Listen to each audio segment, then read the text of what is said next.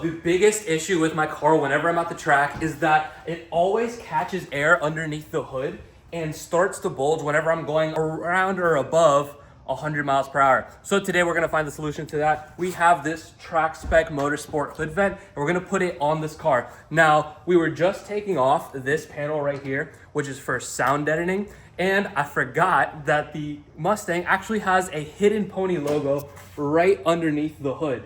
So it's actually covered by this. You won't be able to see it unless you take this off. But that's one fun Easter egg that is in the car that most people don't know about. All right, so we're doing some rough measurements right now. The instructions say to do 15.5 inches, which actually places it right behind this cable. If we lift this up, you'll be able to see right behind that cable on that slant. So we're gonna have to cut through there to try to get this to line up perfectly. And we have to do it at that exact measurement because if you look, that vent actually has a bit of a curve to it that matches the curve of the hood. So if we put it too far back, there will be a bulge in that vent. So we're trying to fix that. All right, so we use this line right here to tape down and mark the exact center of the hood. And from there, we're doing 15.5 all the way to this edge right here. And that is how we're lining this up perfectly. We noticed something when we started drilling these holes, how easily the drill actually goes through. And come to find out, it looks like this hood is actually aluminum. If we get this magnet right here, it actually does not stick to the hood, nor does it stick to these fenders. But it does actually stick to the door. And it sticks to the rear quarter panel, and it sticks to the trunk as well. Which makes sense because if you're Ford and you want to make this car balanced, and you have a big 5.0 engine right in the front, you're gonna wanna lose some of the weight on the front of the car just to keep it more balanced. So this whole front of the car is actually aluminum. I didn't know that, and that is actually something really special about this car. I had no idea, but come to find out, it's actually really easy to cut through, so that's actually really good for us.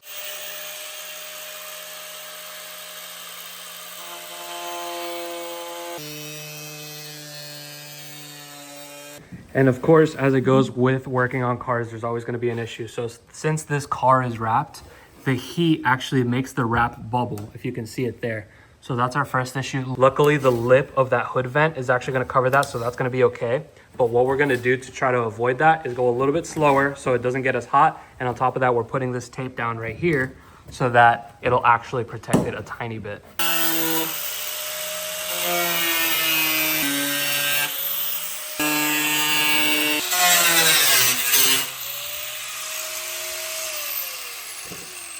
Not bad, just that last one corner right there. I feel like this isn't OSHA approved. All right, once we pulled that center piece out, what we did is we went ahead and got some sandpaper and sanded the edges of this, and also took the insulation and cut out the inside just with the razor blade.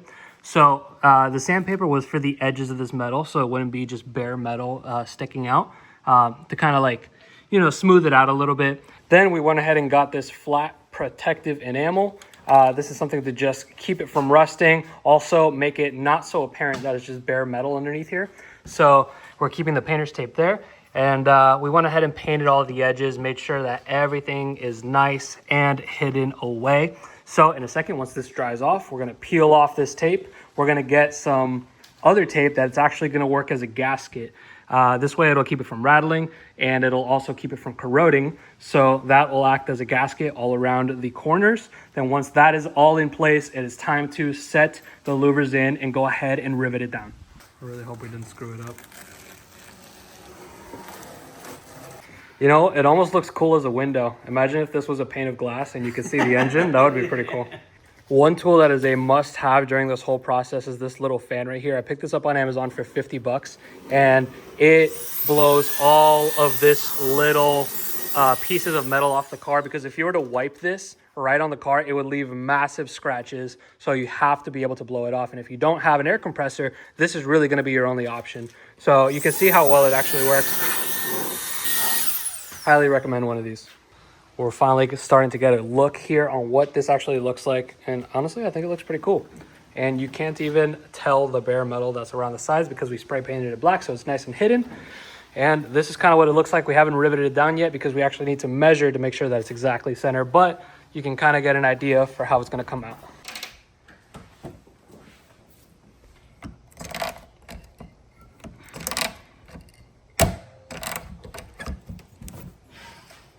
And just like that, the hood vent is installed. It looks sick, but the best angle is from back here because you get to see the air intake. Let's see if I can show you on camera. In person, it's a lot easier to see, but you can see the air intake, the coolant reservoir, and a whole bunch of other cool stuff. You can't quite see it on camera, but in person, looks absolutely phenomenal. So that's about it. We're about to go take this thing for a drive, make sure that everything is still holding on and that these rivets don't just shoot out. And that will be it for the install. It looks great. I hope that at Daytona, this is actually going to make a difference for our car, because the biggest issue and the main reason why we did this is because at Daytona and other tracks that you can go really fast at, the air comes into the engine bay from the grill and then has nowhere to escape. It's so tight in there that this should give it a little bit of relief and we won't get any more of that hood jiggle that we had going on.